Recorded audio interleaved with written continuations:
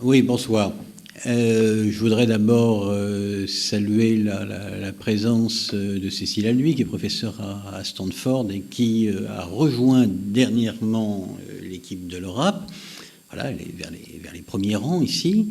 Et je ne doute pas que tout à l'heure, compte tenu de sa connaissance des États-Unis, on aura peut-être l'occasion d'aborder un des sujets qui m'est venu à l'esprit en écoutant le débat précédent, qui est de savoir jusqu'à quel point la nébuleuse, j'insiste sur le terme de nébuleuse que représente la Manif pour tous et le Printemps français peuvent être comparés et au plan des idées et au plan de la stratégie au Tea Party américain. C'est une comparaison qui a souvent été faite, que je prends pour ma part avec un certain nombre de pincettes liées non seulement à la différence de contexte, mais aux idées et à l'organisation, mais on aura sans doute l'occasion d'y revenir.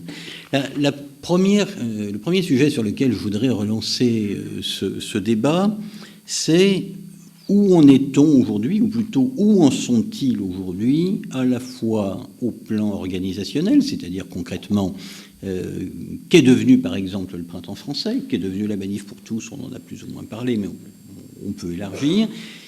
Que sont-ils devenus au plan organisationnel et quels sont les combats, quels sont les sujets sur lesquels ils comptent rebondir, puisque maintenant l'affaire du mariage pour tous est actée. Il y a effectivement des stratégies divergentes sur ce qu'il faudra faire en 2017, mais enfin aujourd'hui c'est un combat qui est plutôt derrière. Il y en a sans doute d'autres qui se préparent. Donc je voudrais qu'on commence par ce point-là, si vous le voulez bien. Alors, vous avez deux franges dans la Manif pour tous, dans ceux qui ont partagé ces combats-là. Vous en avez, et d'ailleurs ils sont un peu à front renversé, vous avez ceux qui estiment que, c'est le cas de certains des animateurs et dont des moindres, il n'y a pas eu de révolution anthropologique avec le mariage pour tous. C'est-à-dire que l'ouverture de droit au mariage aux personnes de même sexe ne s'est pas traduite par l'apocalypse.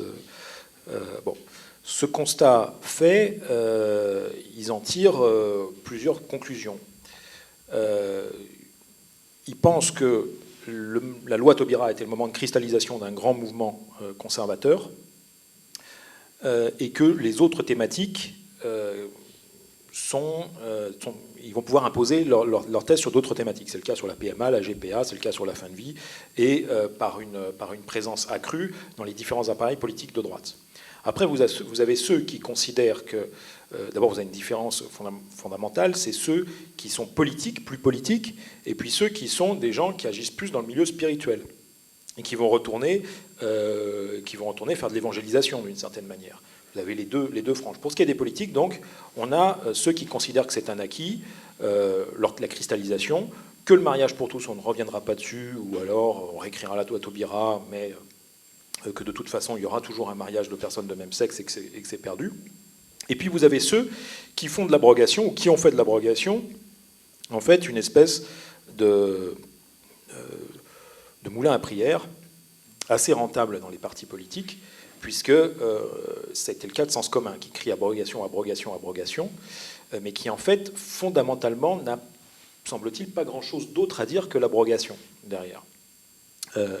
Donc ceux-là, en fait, sont un peu... ceux qui évoluent plus vite intellectuellement sont ceux qui sont moins enfermés dans les appareils politiques. Beaucoup de gens de la Manif pour tous ont fait le choix de ne pas entrer dans des partis politiques. Il faut rappeler les choses. Beaucoup d'élus locaux qui sont marqués par les combats de la Manif pour tous ne sont pas dans les partis politiques. C'est-à-dire que ce n'est pas parce qu'ils sont élus sur des listes UMP ou UDI qu'ils sont forcément adhérents de ces partis. Donc il y a une multiplicité de stratégies. La question de l'abrogation, c'est un combat politique, de toute façon. La question du mariage, ils perdront politiquement sur cette question-là s'ils s'y accrochent.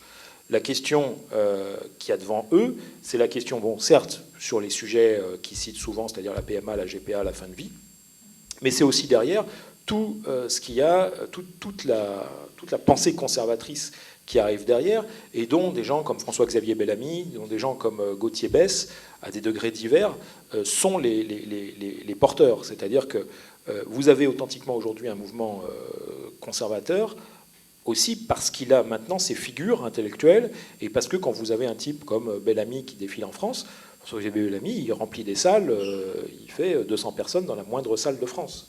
Bon, pour avoir parlé avec un élu, un grand élu du Sud-Ouest centriste, un jour, pendant sa campagne municipale, il me disait la chose suivante. Il disait, nous, quand on fait une réunion politique pour nos listes, on fait 10, 20 personnes. Il m'a dit, l'autre jour, j'ai été invité par la Manif pour tous à une réunion sur les questions de genre. Ils étaient 400. Bon, il y a une vraie puissance de ce mouvement. Ils sont capables. Alors après, c'est la question des stratégies. Ce qui est du printemps français, précisément. Le printemps français, aujourd'hui, beaucoup de ces militants, ou de ceux qui ont été ces militants, disent, bon, il ne se passe plus rien, on s'embête. En fait, ils ont fait un truc au porte-voix devant le Grand Orient une fois, ils ont fait quelques autres trucs, ils ont participé à Jour de colère. Et sur la question de Jour de colère, effectivement, il y a eu des fractures entre eux, parce qu'un certain nombre de choses allaient quand même un peu loin. Voilà, donc multiplicité de stratégies. Il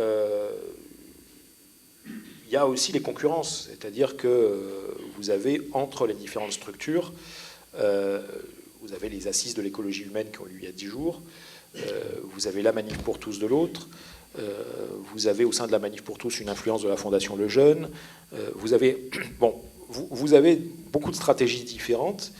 Si on prend les choses par les organisations, on n'a qu'un tableau partiel de la puissance de ce mouvement. Si on prend les choses par la base, par la façon dont ils ont fait évoluer les choses à la base, auprès de leurs élus locaux, auprès de leurs députés de droite, sénateurs de droite, on a une vision qui est plus juste de leur puissance, c'est-à-dire qu'ils parviennent à faire pression, à être très présents, à influencer le débat, à imposer leur thème. Alors, une deuxième question. Dès le début de ces mobilisations, j'avais pour ma part écrit, ce qui n'était pas très original, qu'on voyait là le retour des catholiques en politique. Je parlais évidemment des catholiques on va dire, conservateurs. Je ne dis pas traditionnalistes, conservateurs. Je voulais savoir ce qui, selon vous, faisait qu'on avait à gauche pendant autant d'années pensé qu'ils avaient disparu. Comment on a pu effectivement considérer que subitement tout un pan de l'histoire des idées politiques avait pu comme ça subitement passer à la trappe et qu'on ne le reverrait plus. Ça, c'est le premier point. Et puis le second point, peut-être essayer d'aller un peu plus loin dans justement ce retour des catholiques en politique, et sans évidemment déflorer la lecture de l'ouvrage que vous pourrez acheter ici, voir quelles sont selon vous les figures, non pas fondatrices, mais les figures intellectuelles auxquelles ces catholiques qui font retour à la politique se réfèrent. Finalement, quelles sont leurs références, quelles sont leurs icônes, est-ce qu'on peut, entre les charismatiques, les traditionnalistes, dire quels sont ceux qui ont eu le plus d'impact? Un des animateurs du mouvement me disait il y a quelques jours, mais ce qui est étonnant dans le bouquin de Galbroussier, c'est l'importance qu'il attache aux charismatiques. Bon, il avait l'air, par exemple, de trouver que c'était une mise en avant qui était un petit peu contestable. Je voulais qu'on revienne sur ces points-là aussi. Alors, la disparition et la réapparition des catholiques en politique, d'abord, il faut prendre un constat qu'à partir des fin des années 60, début des années 70, il y a l'effondrement de l'action catholique et de tout ce qu'on peut cataloguer comme le catholicisme de gauche. Il y a la montée, effectivement, du courant des charismatiques. Alors, vous avez deux types de réactions au bouquin. L'autre jour, un journaliste conservateur me dit « Je ne comprends pas pourquoi tu parles de parallèle monial et des sessions du renouveau, parce qu'en fait, c'est vrai qu'on y allait tous, mais ça ne nous avait pas semblé si évident. » Donc le bouquin ne dit rien de plus qu'une chose, c'est que le renouveau a été un lieu de socialisation de beaucoup des jeunes militants de la Manif pour tous. Mais ça a un impact fondamental. C'est-à-dire que le renouveau charismatique, les communautés charismatiques, néo-pentecôtistes, celles qui estiment que chacun est doté de charisme, c'est-à-dire de charisme de guérison, de charisme de prédication, etc. Et qu'il doit développer ces charismes pour les mettre au service du peuple de Dieu et de l'évangélisation. Ce courant-là naît aux États-Unis à la fin des années 60, s'implante en France au début des années 70 et prend pour capitale Paray-le-Monial, qui se trouve effectivement être en fait ce qui m'a un peu éveillé très tôt à l'importance des charismatiques. Il se trouve que je suis né juste à côté, que j'ai grandi juste à côté et que ma grand-mère y réside. Donc je connais très bien les charismatiques et j'ai quand même assisté à certaines de leurs sessions. Donc je sais l'impact qu'ils ont eu sur le monde catholique, je l'ai vu. Et puis fondamentalement, ils remplacent progressivement l'action catholique. Pourquoi ? Parce qu'ils estiment que l'action catholique s'est trop engagée dans les combats sociaux et politiques, qu'elle s'y est un peu abîmée, et que l'évangélisation y a perdu au profit de combats qui n'ont rien à voir avec les combats du peuple de Dieu. Donc le renouveau charismatique s'implante, il se développe, et il a pour particularité de développer chez ses fidèles une forte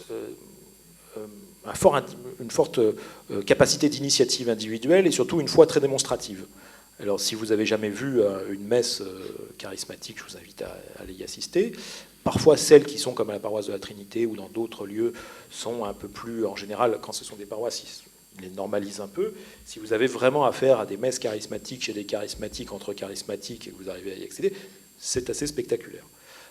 Foi très démonstrative, qui emprunte vraiment au pentecôtisme, au néo-pentecôtisme. Ça, au début, ça n'est pas politique. C'est-à-dire que très très longtemps, le mouvement charismatique n'est pas un mouvement qui s'engage en politique, qui ne veut pas interférer dans les élections, mais progressivement, sous le pontificat de Jean-Paul II, davantage encore sous celui de Benoît XVI, il y a des mutations qui s'opèrent. Ces mutations, elles estiment que le chrétien, l'évangélisation, doit passer par une implication dans tous les secteurs de la vie sociale et politique, sans exclusive, se produisent plusieurs phénomènes, dont un très important chez les charismatiques, et que la Manif pour tous peut pas nier, parce que la Manif pour tous devait se dérouler d'abord dans une ville, il devait y avoir une manifestation pilote dans une ville qui est Toulon. Alors pas Toulon parce qu'ancienne mairie Front National, contrairement à ce qu'on pourrait penser du tout. Toulon parce que siège de l'évêché de Fréjus-Toulon, dont l'évêque est Monseigneur Dominique Ray, ancien chapelain de Paray-le-Monial, qui est à la fois un évêque de combat, un évêque assez tapageur, qui bouge beaucoup, mais qui est aussi un des évêques qui fait un gros travail politique de définition d'un corpus idéologique conservateur à travers ce qui s'appelle l'Observatoire sociopolitique de Fréjus-Toulon, où l'été, il y a les universités d'été de la Sainte-Baume.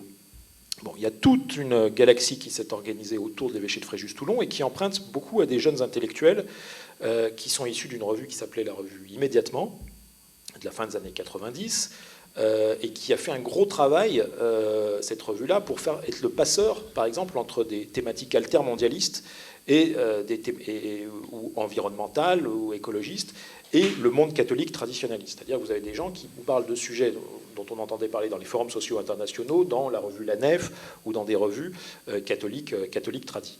Donc le truc n'est pas neutre, hein. Je veux dire, c'est important, cette reconfiguration du mode d'engagement des catholiques en politique, et puis reconfiguration intellectuelle aussi, reconfiguration intellectuelle à travers des séries de petits bouquins ou d'opuscules, tels que ceux de Monseigneur Dominique Ray. Peut-on être catholique et franc-maçon, parce que l'obsession des francs-maçons revient quand même. Et puis peut-on... il y a aussi l'écologie, le livre sur l'écologie de Monseigneur Ray. Alors vous avez quelques évêchés en France qui jouent ce rôle et qui créent cet être nouveau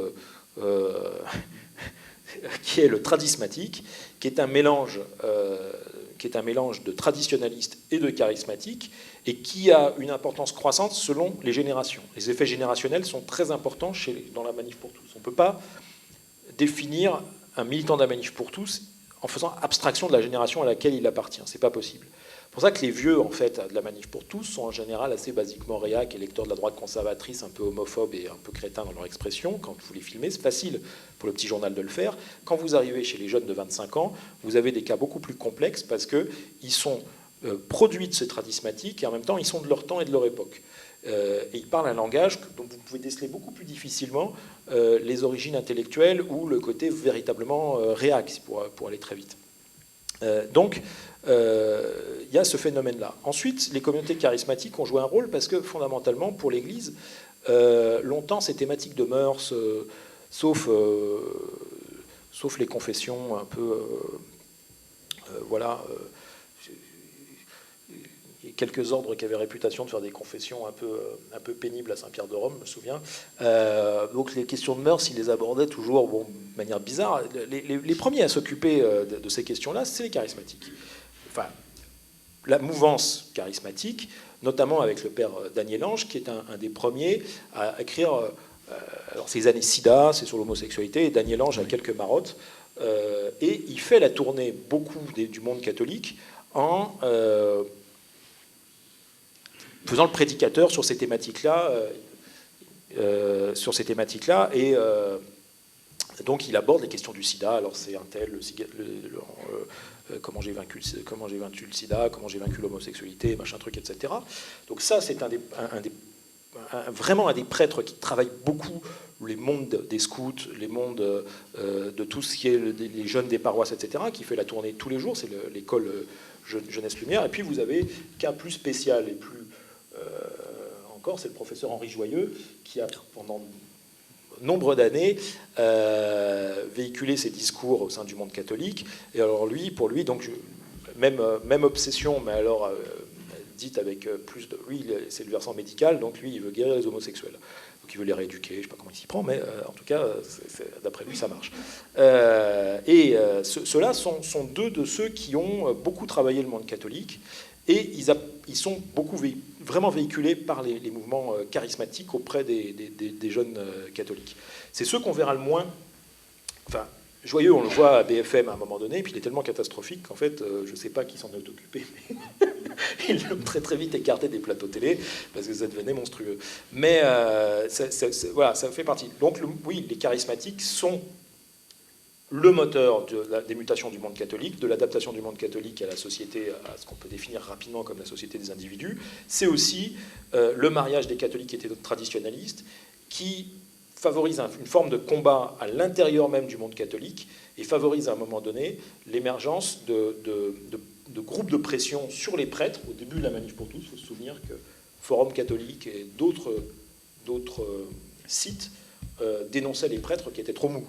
Donc, les gens qui faisaient ça étaient soit des traditionalistes, soit des tradismatiques assez marqués.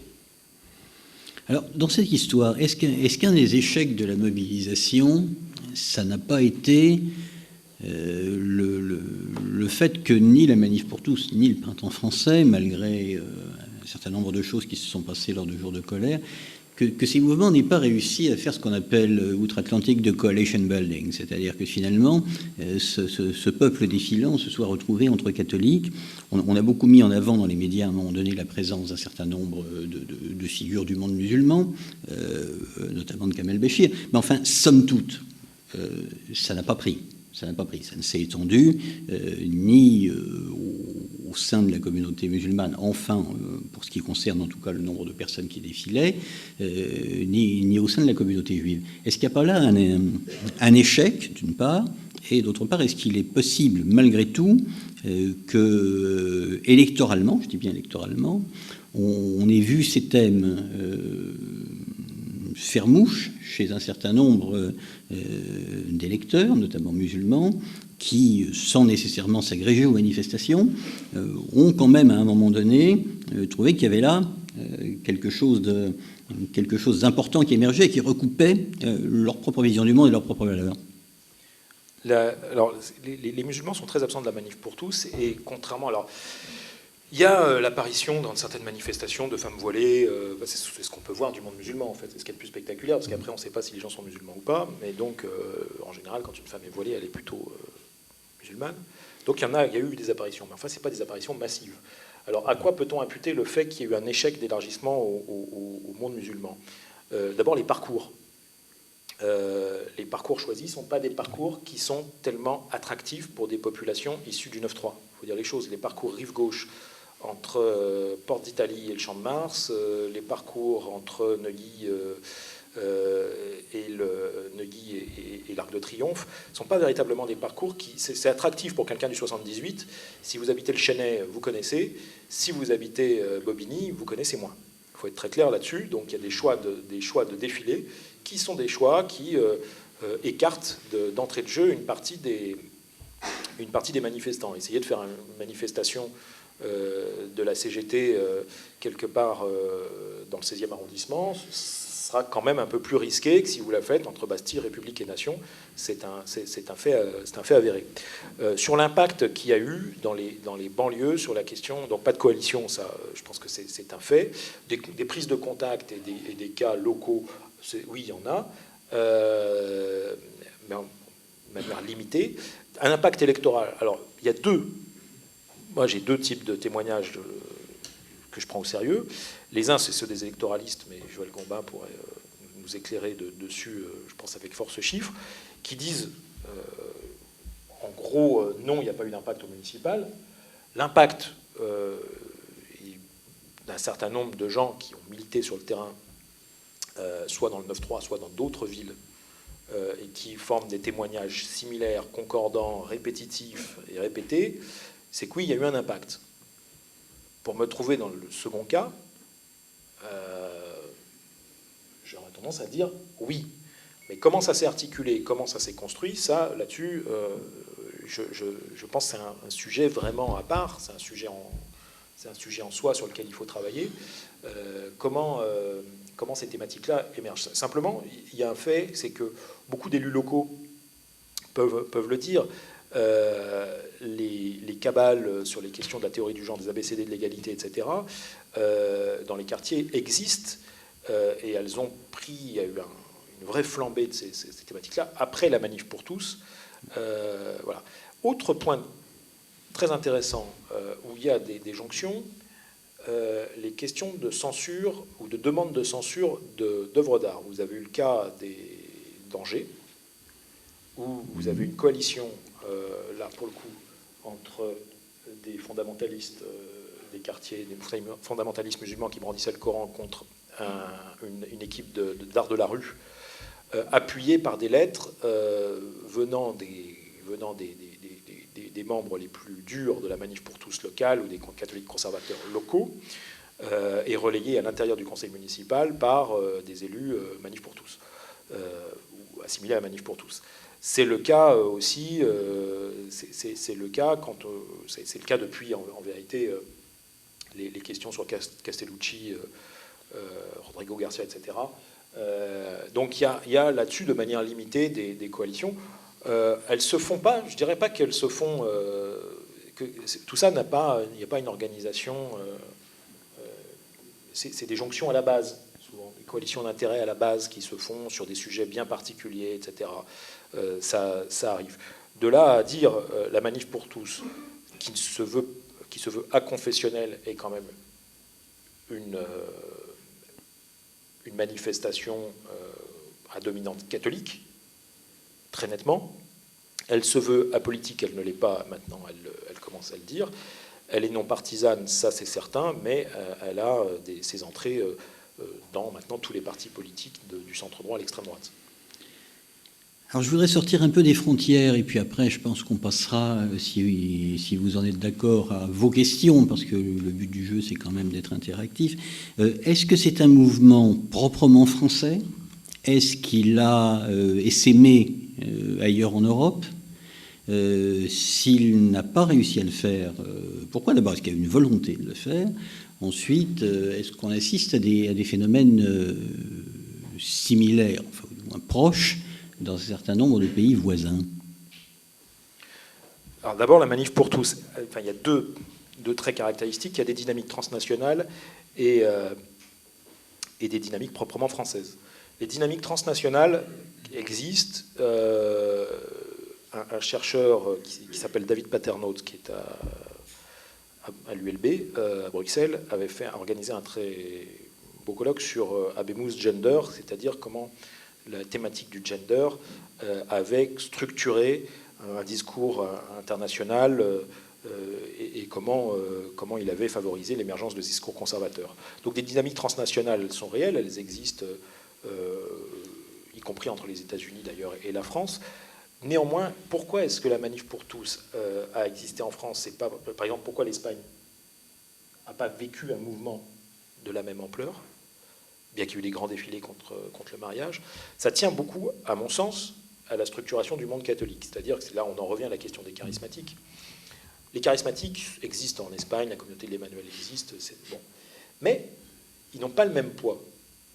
Ils n'ont pas le même poids, et donc la forme de pratique, la forme individualisée, la forme fait large part à l'initiative individuelle, pèse pas de la même façon en Espagne. C'est-à-dire qu'en Espagne, vous mettez tous les évêques dehors, dans la rue, ça défile une bonne fois, après il y a une négociation, c'est oui, c'est oui, c'est oui, c'est non, etc., etc. Mais enfin, à la fin, vous arrivez à un point, c'est que quand l'Église signe la fin de partie, tac, tout le monde rentre. Le problème de la France, ce n'est absolument pas le même. Vous avez eu des feux verts ou des feux oranges donnés par un certain nombre de prélats catholiques, Monseigneur Barbarin, Monseigneur 23, Monseigneur 23 faisant toujours très attention à avoir des filtres entre lui et la Manif pour tous. Il ne faut pas croire que Frigide Barjot était sans arrêt dans le bureau de Monseigneur 23. C'est pas comme ça que ça fonctionne. Qu'il y ait des feux verts ou qu'il y ait des feux oranges qui étaient donnés, oui. Mais une fois que vous avez eu les feux oranges, vous avez un certain nombre de groupes qui s'estiment investis d'une mission et d'une mission de lutte frontale contre ce qu'ils appelaient la révolution anthropologique. Donc la forme de pratique qui s'est développée dans le monde catholique français, la forme d'investissement dans le monde, la forme d'entrée dans de pratique, elle est fondamentalement différente des autres pays, et elle explique que les gens de la Manif pour tous se soient sentis investis d'une mission, et que il y a eu une explosion de mouvements, une explosion d'initiatives, et tout ça, il faut le souligner, dans une certaine joie et une certaine bonne humeur, parce que ils sentaient que la vérité était de leur côté. Donc du coup, ils étaient là pour le coup décomplexés. Merci. Merci Gaël. On a, je crois, un micro qui peut se promener dans la salle. Qui se lance ?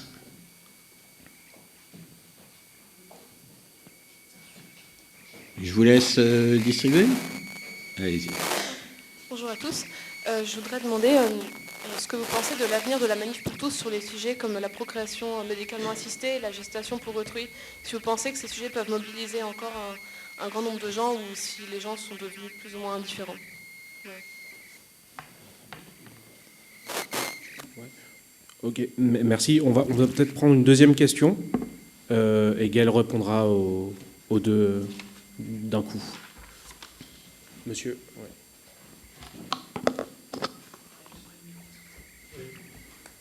J'ai une première question. D'après une étude IFOP de 2009, les catholiques pratiquants, c'était à peu près 5% de la population française en 2006, je crois. Donc peut-être maintenant, c'est à peu près 4%, ça fait quand même 2 500 000. Alors je voudrais savoir si les participants à la Manif pour tous sont... qu'est-ce qu'ils représentent exactement chez les catholiques pratiquants? Est-ce qu'ils sont majoritaires? Est-ce que c'est une forte minorité? Donc chez les catholiques pratiquants et aussi dans l'encadrement, chez les évêques, chez les prêtres, et aussi surtout et aussi chez les laïcs qui font le catéchisme, qui sont souvent des dames. Et puis, moi c'est un milieu que je connais assez bien. Il y a quand même eu des évolutions sociétales assez importantes depuis 40 ans. Par exemple, maintenant le concubinage avant mariage, c'est relativement fréquent. Alors qu'il y a 30 ans, il fallait que la fille arrive vierge au mariage. Ça, c'est ma première question. Ma deuxième question, c'est parmi les nouveaux combats, on ne les entend pas beaucoup, par exemple, sur l'extension du travail le dimanche. Alors que les évêques, je crois, il y a 2 ou 3 ans, on les avait davantage entendus. Merci. Ok, merci. Donc, première question sur la GPA, la PMA, et donc le milieu catholique, et notamment la question de ces mobilisations. Sur la PMA et GPA, on a un indice, puisque le 5 octobre, ils se sont mobilisés sur ces questions-là, PMA, GPA. La manifestation du 5 octobre tourne, alors on ne va pas pinailler sur les chiffres, parce que c'est un sport national maintenant, grâce à ces manifs. C'était en gros autour de entre 90 000 et 120 000 personnes, mettons. 90 000 ou 120 000 personnes sans un enjeu immédiat, c'est-à-dire qu'il n'y avait pas de loi sur la PMA ou la GPA qui allait arriver, c'est le seuil de leur mobilisation. C'était celle du 17 novembre 2012, c'est celle du 5 octobre 2014. Il faut savoir que c'est la plus grosse manifestation contre le Pacs. Donc ça veut dire que sur des sujets hors temps législatif importants, ils arrivent à mobiliser autour de 100 000 personnes dans la rue, ce qui n'est pas rien pour un mouvement comme eux. Sur leur poids à l'intérieur du monde catholique, il faut... D'abord, il y a deux questions qui sont... Puis beaucoup de questions d'ailleurs qui sont liées. Effectivement, il y a une baisse du nombre de messalisants en France qui est réelle, 4 à 5%. C'est un fait qu'il faut compenser par une mutation de la pratique religieuse, ce qui explique aussi la manif pour tous. Au sein du monde catholique, quand on regarde bien, vous avez énormément de catholiques. D'abord, les premiers à être pris, d'une certaine manière, en otage par un certain nombre de militants de la manif pour tous, de l'aveu même d'un certain nombre des organisateurs, ce sont d'abord les curés et c'est nombre de paroissiens. Donc il y a une pression réelle qui s'est exercée sur le monde catholique. Cette pression, elle avait plusieurs formes. Elle avait des formes au sein des paroisses et elle avait des formes par les forums 2.0.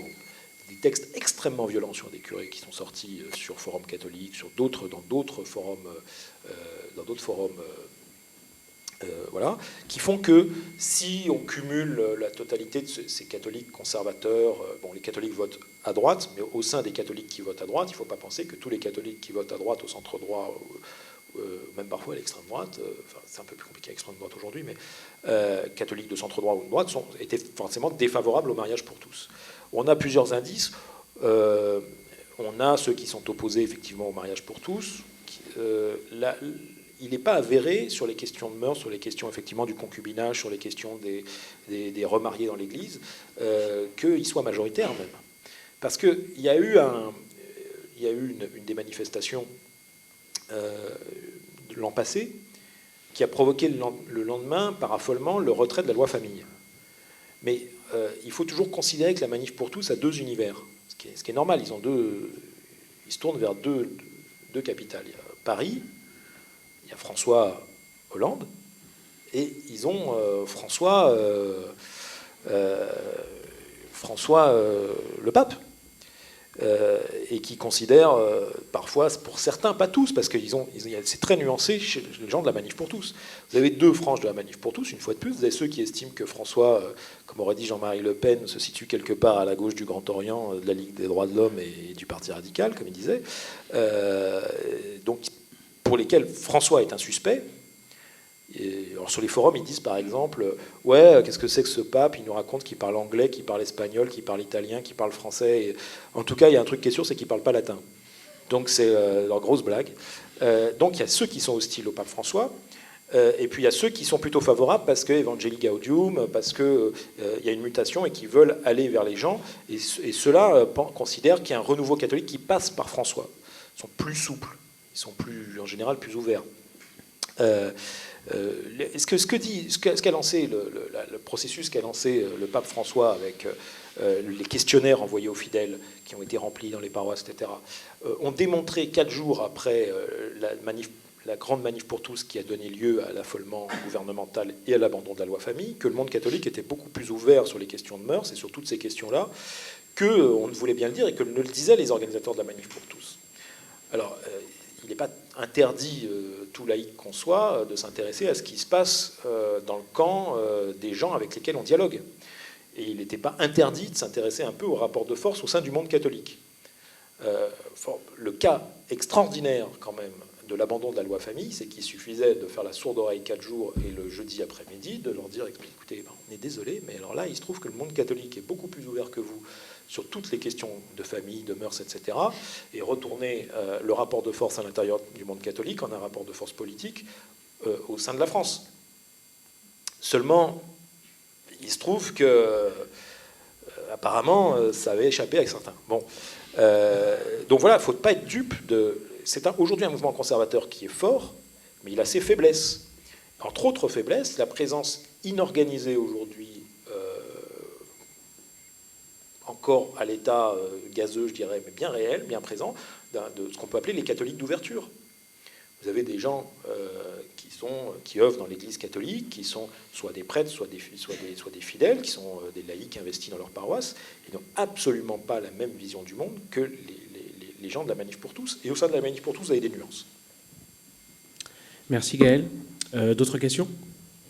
Oui, là-bas.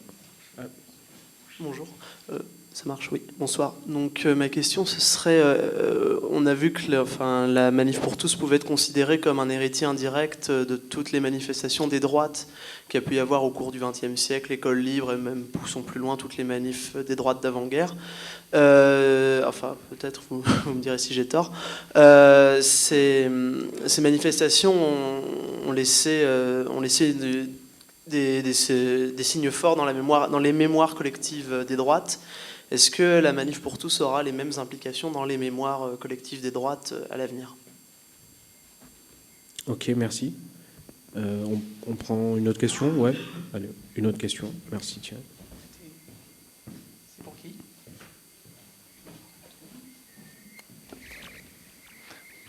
Bonsoir. J'avais deux questions. Alors d'abord, je ne suis pas tout à fait neutre dans l'affaire. Donc je suis Denis Quinqueton. Je suis militant au Parti socialiste et je suis président d'Homosexualité et Socialisme, qui est une association qui existe depuis 30 ans. C'est pour ça que je donne cette précision, qui fait que je ne suis plus tout à fait neutre dans le sujet, évidemment, mais bigrement intéressé par ce livre. Je me posais deux questions. Je me posais une question qui se décompose en deux points. Je me demandais si la Manif pour tous, au-delà de tout ce qui a été dit, et voilà, c'est pas pour me poser en concurrence avec ce qui a été dit, mais je me demande si la Manif pour tous ne s'était pas d'autant plus développée que la gauche avait maintenu un silence assez assourdissant sur la question des valeurs et de l'utopie. Je m'explique très vite. Le sentiment général à gauche est plutôt qu'on a fait une loi sectorielle, c'est-à-dire qu'on a fait une loi marketing, on a rempli une case de l'électorat, en l'espèce l'électorat gay et lesbien. Alors ça déjà, ça promet quelques déceptions, mais bon. Et en tout cas, on n'a jamais replacé cette loi dans un projet beaucoup plus global et qui trouve sa place dans le projet, dans l'épopée républicaine, qui est l'émancipation de l'individu, c'est-à-dire comment on donne les moyens aux gens d'avoir la maîtrise de leur existence. Ça, c'était la première branche de ma question. Je me rends compte que ça devient compliqué. Et la deuxième, c'était que je me souviens plus. Si, c'était que... alors c'est un peu méchant ce que je vais dire, mais tant pis. C'était en quoi l'impression d'amateurisme qui se dégage de l'exercice du pouvoir depuis 2012, et franchement je ne l'invente pas et je ne le souhaiterais pas, enfin j'aimerais bien ne pas avoir à le dire, mais l'amateurisme qui se dégage, c'est-à-dire cette espèce de faiblesse subjective du pouvoir, en quoi ça a joué dans ce processus aussi. Voilà. Merci. Oui, Gaël, d'abord sur l'héritage dans les mémoires de la Manif pour tous. Alors il y a deux choses, c'est l'héritage des manifestations antérieures dans la Manif pour tous, et puis l'héritage de la Manif pour tous pour l'avenir. Sur le premier point, c'est Daniel Tartakovsky qui avait fait un très beau bouquin qui s'appelle La rue et la droite, que je vous invite tous à lire, après le mien évidemment, mais ça vaut le coup. Non, il y a des héritages réels. Vous avez dans les parcours, dans les quartiers qui sont mobilisés. Il faut toujours penser entre préservation et adaptation, c'est-à-dire que si on avait... Ça n'est pas que la réédition du passé. Après, ce passé-là, il est mythifié par la Manif pour tous, enfin par des jeunes de la Manif pour tous eux-mêmes, c'est-à-dire que le 6 février, vous avez beaucoup de jeunes qui sont... dans la Manif pour tous, vous avez beaucoup de jeunes activistes qui sont passés par les camps Maxime Réal d'El Sarté. Ce sont les camps de formation de l'Action française. Alors, je ne dis pas que c'est des milliers de jeunes, mais dans certaines familles, au fond, sa crise d'ado, on ne la fait pas au NPA, d'ailleurs même plus à gauche non plus. Les familles de gauche, ça ne passe plus par là, mais on l'a fait par les camps d'AF, quoi. Alors, ils vont, et alors là, la mythification du 6 février 1934, elle est réelle, et vous avez des jeunes de 20 ans qui vous expliquent... 80 ans après, qu'ils en veulent beaucoup à De La Rocque d'avoir tout fait foirer, quoi. Ils en parlent avec de la hargne en vous disant pas possible, comment il est à deux doigts de réussir, etc. Donc ça, il y a un héritage, c'est vrai, il y a un héritage sur les manifestations contre la loi de 1905, c'est un fait aussi. Vous avez l'héritage aussi, mais il est moindre parce qu'ils ont beaucoup laïcisé. Vous avez l'héritage des processions, vous avez des choses comme ça. Mais là où c'est le plus important, vous avez raison, c'est l'héritage maintenant, ce qu'il va y avoir. Bon, ce que vous constatez à chaque fois, c'est que la grande idée qui a été de les coller dans des paniers à salade et de les mettre dans le 18e... dans la bien nommée rue de l'Évangile. Voilà, commissariat de la rue de l'Évangile, c'est ça. Oui. Et, bon, vous en collez 80 ensemble pendant 24 heures là-bas dedans, vous en faites de joyeux lurons amis pour la vie. Et il y a toute une génération panier à salade qui se reconnaît entre eux, ils se connaissent maintenant, ils se reconnaissent, ils partagent leurs codes, les mêmes codes. Bon, tout ça, ça crée des solidarités, il ne faut pas se leurrer. Nicolas Bernard Bus et son encabanage à Fleury-Mérogis n'a pas été non plus du meilleur goût, parce que ça les a beaucoup solidarisés. C'est comme ça que les sentinelles sont nées, c'est comme ça que beaucoup de gens ont pris fait des causes pour ces jeunes de la Manif pour tous, et qui sont devenus, au-delà même de nos frontières, des jeunes qui ont été reconnus comme des combattants contre cette révolution anthropologique épouvantable qu'on voulait nous imposer. Preuve en est, c'est que vous avez à Rimini, dans le grand festival de Communion et Libération, deux des jeunes animateurs des Veilleurs qui sont reçus et qui improvisent devant 150-200 personnes une conférence, et que le magazine de Trace de Communion et Libération. Alors, Communion et Libération, c'est un grand mouvement de reconquête culturelle de l'Italie qui avait vocation à s'opposer au PCI de Togliatti et Berlinguer, qui connaît lui-même d'ailleurs Communion et Réconciliation des dissidences à la fin des années 60 et au début des années 70, comme des dissidences catholiques de gauche ou d'extrême gauche. Mais fondamentalement, ce mouvement-là est un mouvement de reconquête. Alors après, ils ont une pratique qui est tout à fait particulière, parce qu'ils ont fait alliance tour à tour avec Craxi, et avec le poulain de Craxi, qui n'était autre que Berlusconi. Voilà, parce que vous avez un courant italien catholique qui pense que la défense de l'ordre moral passe par la promotion de Silvio Berlusconi. Et rue de Rome j'ai cité des affiches du rue de Rome, les catholiques doivent voter Berlusconi, avec Saint-Pierre de Rome et des foules venant écouter le pape, mais qui étaient tournées du côté de Berlusconi, forcément. Donc, je ferme la parenthèse. C'est vrai que cette génération-là, elle est née, que ces manifestations-là restent des repères très forts pour une jeunesse conservatrice qui investit maintenant beaucoup les partis de droite. Et c'est vrai que quand on regarde ce qu'ont été les jeunes pop du temps du dénommé Benjamin Lancard, au fond, ils ont été ringardisés par les ringards. C'est quand même une des leçons de tout ça. Donc effectivement, il y aura une mémoire de ces manifestations-là. Sur les questions du silence de la gauche, ce qui avait été frappant, c'était, je me suis trouvé par hasard à faire les deux manifestations le 26 mai 2013. Donc il y en avait une qui passait par Montparnasse, j'étais sur le passage, et je me suis rendu à celle de Bastille, je crois que c'était le 26 mai. Il y avait 500 000 personnes à l'une, il y avait 4 000 personnes à l'autre. Alors c'est vrai qu'il y a eu beaucoup de fautes commises, c'est le moment de gauche bashing ou de gouvernement bashing, mais beaucoup d'erreurs ont été commises. D'abord, il y en a une qui a été commise, c'est-à-dire de considérer au fond que les gays étaient une catégorie parmi d'autres qu'il suffisait de satisfaire, et c'est ce que je définis comme ne pas désespérer si Jess.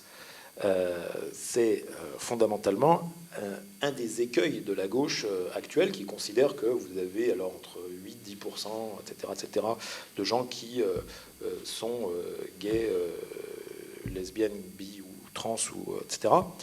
Et il faut les satisfaire. Donc on va leur filer une mesure, et puis ils vont être contents. Et puis comme vous avez 4% de catholiques en face, que vous imaginez que c'est des vieilles rombières qui n'ont rien à dire, vous dites 10 contre 4, allez, on va faire passer le truc par l'évidence. et ça passera comme une lettre à la poste. Et puis arrive le truc plus dur, c'est qu'on se trouve face à une armée de mecs fortement décidés, et puis qui aspergent pas les autres simplement d'eau bénite, et qui sont pas Civitas, qui sont pas Alain Escada, les dingues des jeunesses nationalistes, etc. C'est autre chose. Ce mouvement est autre chose, et en plus qu'ils ont une nana qui sort du Banana Café et qui s'appelle Brigitte Bardot et qui est juchée sur un char en rose bonbon et qui emprunte tous les codes de la Gay Pride. Et là, ça devient forcément plus compliqué. Et c'est ce qui s'est passé. C'est ce qui s'est passé parce que l'argumentaire de la gauche a été à ce point désespérant qu'elle n'a pas suscité l'adhésion. D'abord, dans le mariage pour tous, il y a quand même, moi j'ai recherché les débats, mais de la part des ministres, vous n'avez jamais l'évocation de l'histoire du mariage pour tous, vous n'avez jamais l'évocation du CUC, porté en 1990 par Jean-Yves Texier, et son lien avec les années SIDA. Donc ça, c'est quand même... Parce que les familles, moi je veux bien qu'on me parle des familles aujourd'hui, mais simplement les familles, des familles endeuillées, etc., des familles détruites par le sida, il y en a eu. Bon, ça, n'en parlez pas. La gauche, absente. C'est un droit. Ouais, pourquoi ils n'auraient pas le droit? Et c'est l'évidence, c'est tout le monde a les mêmes droits, etc., etc., et les autres, c'est des gros ringards. Bon, ce discours-là, on le voit, il échoue. Il échoue parce que de manière beaucoup plus large, mais là on rejoint d'autres thématiques, la gauche parvient plus, qu'elle soit social-démocrate ou radicale, en Europe, elle parvient plus à imposer un agenda émancipateur, effectivement, elle parvient plus à imposer un horizon mobilisateur, et qu'elle se dessèche entre politique publique et tableau Excel sur les 3%, un cours, ce qui apparaît comme un cours de moraline déconnecté de la réalité. Ce cas de la manif pour tous est vraiment emblématique parce que fondamentalement, vous avez une part des appareils politiques de gauche, je pense, qui a estimé qu'après tout, les gays ils l'ont voulu, qu'ils se démerdent. Ils se prennent dans la face tous les réacs de France. Voilà, ils ont voulu le mariage. Ils vont l'avoir. S'ils veulent en plus le sourire de la crémière, voilà. C'est à peu près comme ça que... D'où le fait que vous avez vous avez cette disproportion des manifestations qui était stupéfiante. Place Baudoyer, enfin, j'ai rien contre le fait qu'on manifeste à joie, mais c'est 4000 personnes place Baudoyer et ça se termine au Yono. Quand en face, vous avez 500 000 à 1 million de personnes. Voilà. Et ça, c'est pas que sur ce sujet-là. Je pense que fondamentalement, ce qu'on voit là, c'est ce qu'on a vu face au thatchérisme, c'est ce qu'on a vu face au berlusconisme, etc., etc. Vous avez à chaque fois les mêmes élites qui vous expliquent les mêmes choses. Savoir, face au thatchérisme, vous avez tantôt les gauchos archéos qui vous expliquent qu'on va faire le programme le plus à gauche et qui se ramassent comme jamais. Vous avez les technos qui parlent que politique publique et qui se ramassent comme jamais. Vous avez face à Berlusconi, un D'Alema qui a expliqué que le seul rôle du Parti démocrate de la gauche en 1996, c'était d'être le meilleur élève de Maastricht. Le bilan, on le connaît. Donc le problème est beaucoup plus large que la gauche française. Simplement, la Manif pour tous a été un cas d'école sur la puissance, en tout cas comparative, des conservateurs issus de la France la plus catholique, donc minoritaire au sein même du monde catholique, à imposer ses choix à une société à laquelle la gauche ne proposait, alors qu'elle était au pouvoir dans toutes les collectivités locales, dans les deux assemblées et au palais de l'Élysée, qu'elle ne parvenait pas à lui proposer un projet collectif et une vision du monde. On va peut-être reprendre une ou deux dernières questions et puis garder un petit peu de temps pour la dédicace. Est-ce qu'il y a des questions? Oui, Joël. Puisque tu as eu la gentillesse de mentionner tout à l'heure sur la question de l'impact électoral de la Manif pour tous, je voudrais faire une proposition, tu me diras ce que tu en penses, sur, parce qu'en réalité, je pense que les positions ne sont pas aussi éloignées que tu le disais rapidement. Moi, je ne dirais pas qu'il n'y a pas eu d'impact électoral, notamment dans la communauté musulmane, de la Manif pour tous. La thèse que je réfute, c'est la thèse selon laquelle des populations musulmanes auraient basculé du côté du vote, soit à droite, soit à l'extrême droite. Ça, je peux affirmer, et je crois qu'il n'y a à peu près aucun observateur sérieux qui peut démontrer que cette thèse-là est exacte. En revanche, quelque chose qui est absolument certain, aux municipales et ensuite aux européennes, c'est que, assez largement, les quartiers populaires à forte population d'origine musulmane ont basculé très largement dans l'abstention, alors que c'est habituellement des réservoirs de vote de gauche massifs. Bon, d'un côté, c'est pas tout à fait inhabituel pour des élections intermédiaires. On est quand même face à des quartiers où la participation fait le yo-yo entre l'élection présidentielle, qui est très mobilisatrice, surtout les deux dernières, 2012 et 2007, et puis des élections intermédiaires où les mobilisations sont toujours bien moindres. Mais je pense quand même que cette fois-ci, le phénomène a été accentué. Et bien sûr que la question du mariage pour tous est l'un des éléments de ce phénomène-là. Mais il me semble qu'on ne peut le comprendre que si on le replace dans le contexte politique global, qui est marqué par le fait que depuis 2012, le public dont on parle n'a bénéficié, en tout cas de son point de vue, d'aucune faveur, je dirais, du pouvoir, ni en tant que classe populaire, la situation sur le marché de l'emploi, etc., ni en tant que groupe s'identifiant d'un point de vue culturel, religieux ou ethnique, à peu près rien sur la question des discriminations, en tout cas sur la période 2012-2013, rien sur la question du droit de vote des étrangers, qui avait pourtant été mise en avant en 2012, etc. Donc il me semble que c'est pas tant que le mariage pour tous a été une cause de mobilisation massive au sein de populations d'origine musulmane, c'est plutôt que comme il n'y avait aucun autre motif de mobilisation, il n'y avait objectivement pas de raison pour eux de se mobiliser électoralement, et donc quand on venait taper à leur porte, ils disaient « bah oui, vous savez, le mariage pour tous, tout ça ». Mais ce qu'il faut bien garder présent à l'esprit, c'est que les attitudes conservatrices, notamment sur les questions de mœurs, au sein des populations musulmanes, elles sont bien antérieures à cette époque-là. On les retrouve déjà dans l'enquête de Brouard et Tiberi, qui date de 2007, même avant ça, 2005. On retrouve déjà ces attitudes-là. La question, c'est quand est-ce qu'elles se politisent, quand est-ce qu'elles deviennent un moteur électoral. Et moi, ma thèse, c'est qu'en l'absence d'autres moteurs de mobilisation électorale, ça devient un moteur de non-mobilisation électorale, avec, j'ajouterai pour finir, dans certains contextes territoriaux bien particuliers, effectivement des basculements à droite. Je pense par exemple à toute une série de communes de la Seine-Saint-Denis, du Val-de-Marne dans une moindre mesure, où le fait que des candidats ont su mobiliser de manière très habile des entrepreneurs politiques issus des quartiers populaires et assez largement musulmans, ont pu mobiliser sur des marqueurs ethniques, mais là encore en l'absence de contre-propositions politiques convaincantes. Gaël, une réaction? Non, je pense que c'est exactement ça, oui. Je pense que c'est très clair. Non, c'est vrai que les cas de collusion au niveau local, on en constate en Seine-Saint-Denis. Il y a une stratégie. La stratégie de Lagarde, d'ailleurs, est à suivre. Elle est très ambiguë. Mais vous avez, chez ces nouvelles municipalités de Seine-Saint-Denis, notamment, mais également dans d'autres départements, des traits caractéristiques communs qui consistent à essayer de draguer un électorat conservateur issu de l'immigration et qui développe une même défiance envers ce qu'il catégorise. Mais c'est souvent lié, et c'est souvent ça qui fait la jointure. Il faut regarder ce qui s'est passé au Blanc-Ménil, mais les jonctions sur les questions culturelles, en gros, abat la culture élitiste parisianiste de gauche, de Bolshoi, etc., et qui tape à mort sur ces sujets-là.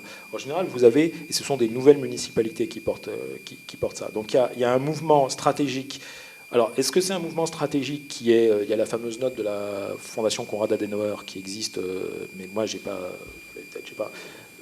pu la lire, qui en gros fait la jonction des croyants qui vise à élargir l'assise de la démocratie chrétienne ou des conservateurs européens auprès des populations issues de l'immigration. Donc, en Allemagne, il s'agit d'aller draguer l'électorat d'origine turque. Est-ce que tout ça est pensé à l'avance ou est-ce que c'est chemin faisant que ça se fait?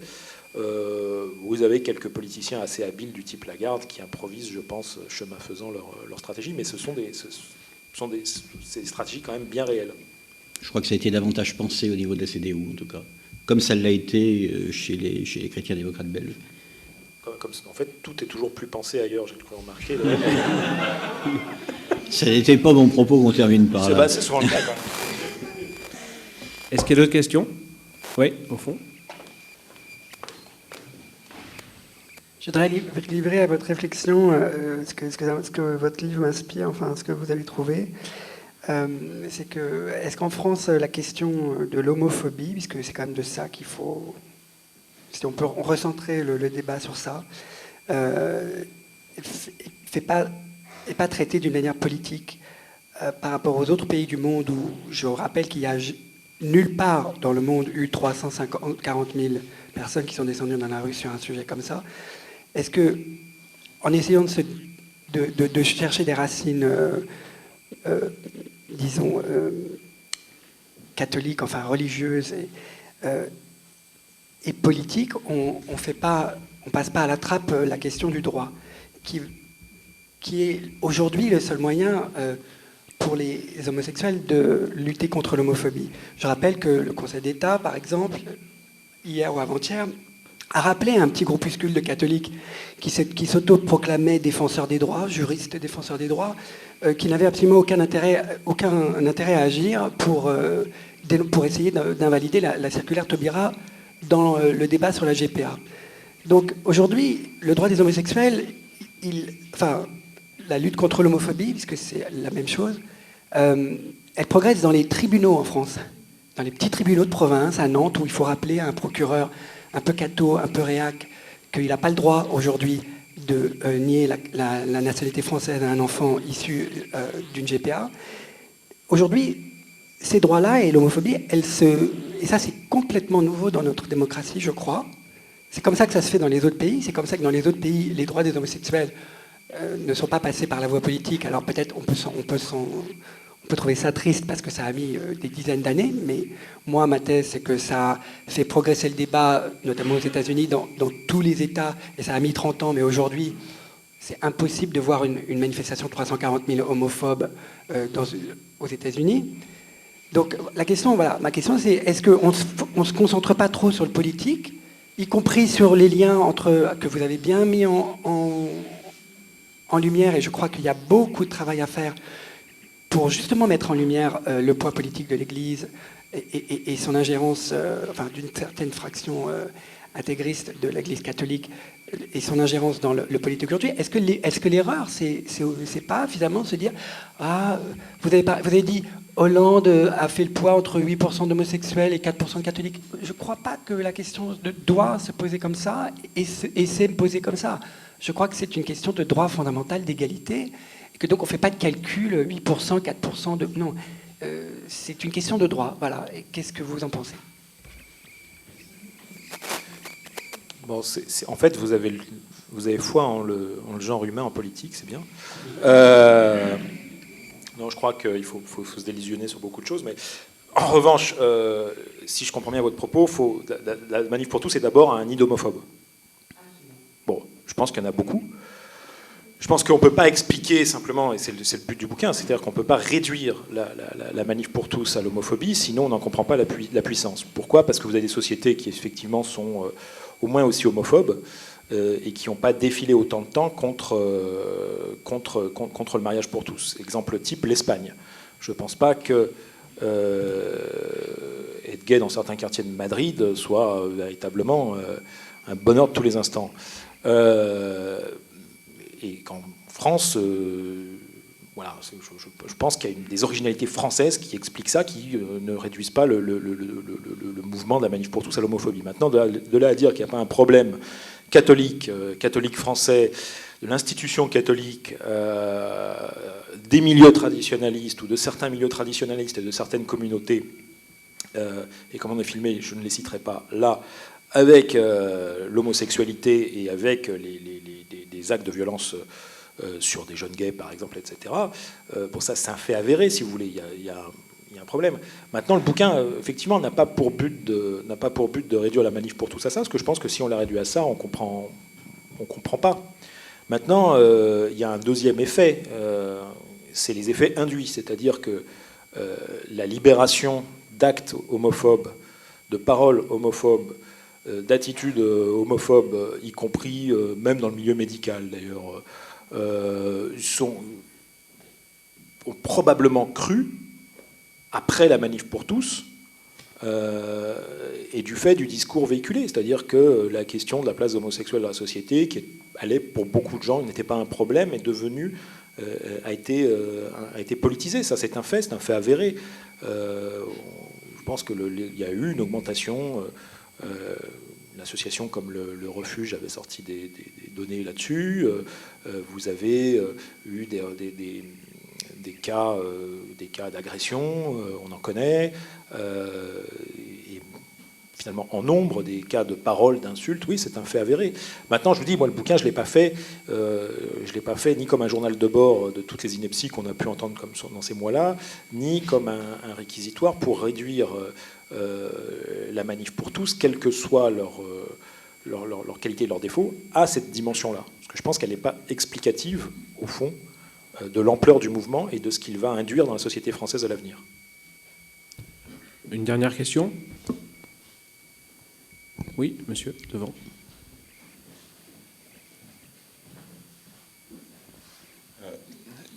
Vous avez dit que la manif pour tous reprenait des sujets comme l'anti-néolibéralisme ou des sujets comme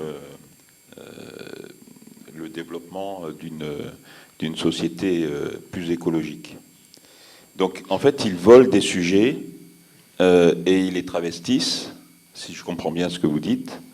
Et ma question, ça sera plutôt comment on fait quand on est dans le camp progressiste pour reconstruire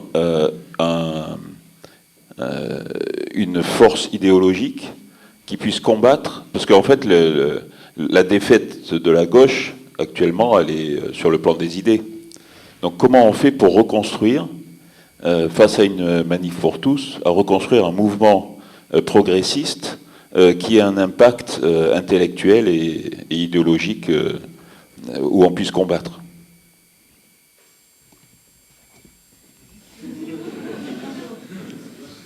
J'allais vous répondre tout simplement, vaste programme. Mais écoutez, oui, c'est un travail en fait. Si Gaël me permet un petit élément d'opinion, et non pas de réponse. Je crois qu'on ne peut pas dire des sujets qui sont volés.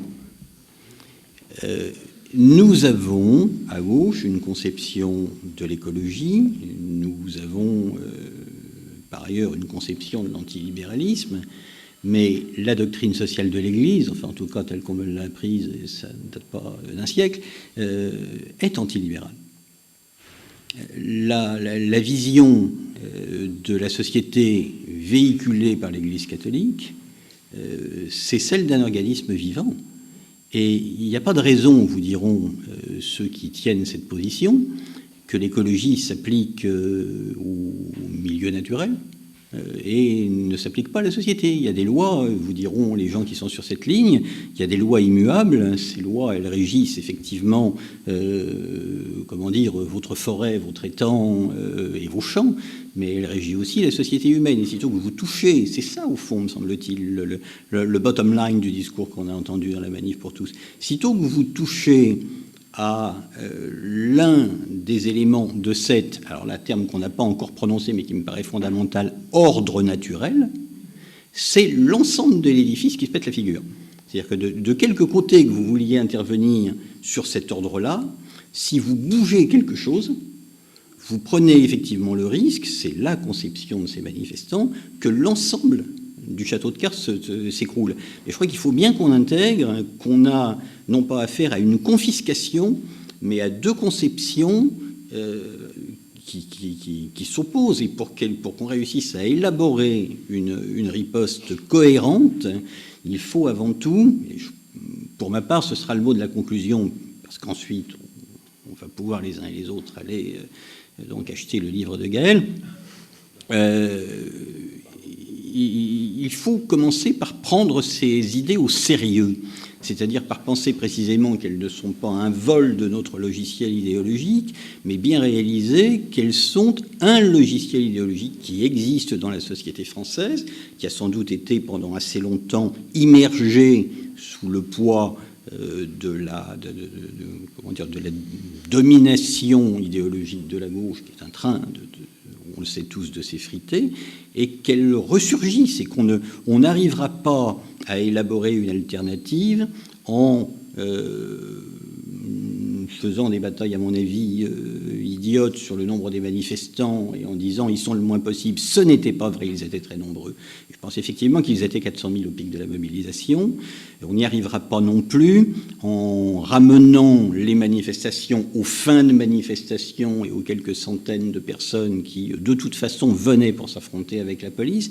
Bref, on ne pourra, pour les enjeux à venir, parce que je pense qu'il y en aura d'autres, notamment sur la fin de vie, on ne pourra véritablement élaborer une réponse efficace qu'en prenant ces gens, non pas pour majoritaires dans l'opinion catholique, ils ne le sont pas, mais comme ayant véritablement la capacité qu'ils ont pour le coup à élaborer un logiciel idéologique qui a fait descendre dans la rue du monde et qui attire probablement plus de monde qu'il en a fait descendre dans la rue.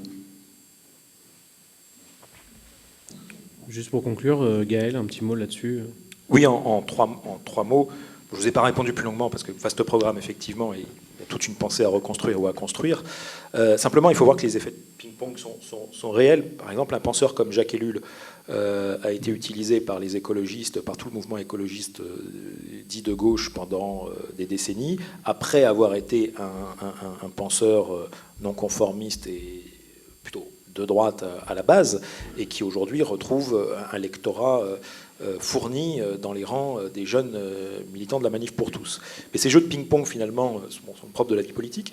Et il y a, en conclusion, il y a une phrase qui n'est pas dans le livre, mais qui pourrait résumer, qui pourrait donner aussi sur le monde catholique une explication. C'est le cardinal Danielou qui disait à propos des catholiques: ceux qui prient le Père votent à droite, ceux qui prient le Fils votent à gauche, et ceux qui prient le Saint-Esprit sont à l'extrême gauche, et vous verrez qu'ils passeront à l'extrême droite. Et au fond, d'une certaine manière, avec 40 ans après, c'est un peu ce qui s'est produit. Merci beaucoup Gaël Brustier, merci Jean-Yves Camus. Merci à vous.